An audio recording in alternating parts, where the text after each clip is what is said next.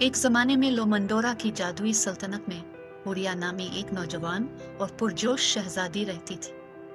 वो न सिर्फ अपनी खूबसूरती बल्कि अपने मेहरबान दिल और मुहिम जोई के लिए भी पूरी दुनिया में जानी जाती थी। हुरिया हमेशा सूफियाना डायमंड नेकलेस के अफसानों की तरफ राग़िब रही थी, एक अफसानवी नमूना जो कि नाकाबिल तसव्वुर ताकत और खूबसूरती का हामिल। एक दिन जैसे ही सुनहरी सूरज ने बादशाही पर अपनी गर्म शुआएं डालें, शहजादी हुरिया ने हीरे का हार तलाश करने की जस्तजू में निकलने का फैसला किया।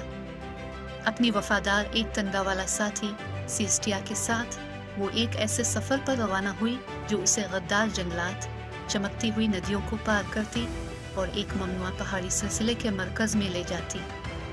रास्ते में शहजादी हुरिया को बहुत से चैलेंजों का सामना करना पड़ा, जिनमें से हर एक इसकी हिम्मत और अक्ल का इम्तिहान ले रहा था। उसने एक चालाक चालबाज लुमड़ी को पीछे छोड़ दिया, पुरस्रार चमकते क्रिस्टल से भरी एक भूलभुलैया गार में तशरीफ ले गए और यहाँ तक कि इसने अपनी मेहरबानी से जंगलाती रूहों का एहतराम भी जीत लिया।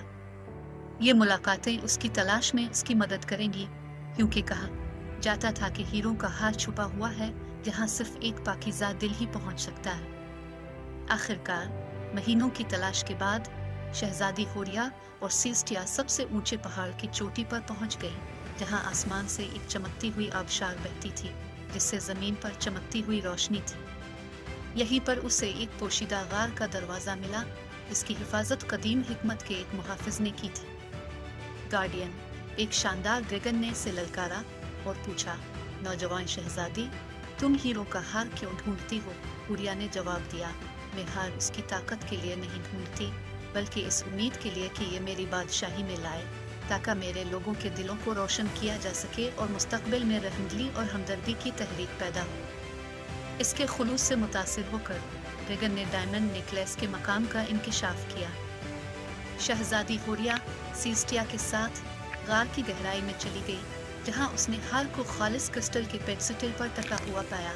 इसके हीरे बेशुमार रंगों से जगमगा रहे हैं, जैसे कायनात का कोई टुकड़ा किसी जौहर में कैद है। जैसे ही वो हार के लिए पहुंची, इसका जादू उसके अंदर से बह रहा था, जिसने इसे एक चमकीली रोशनी से भर दिया।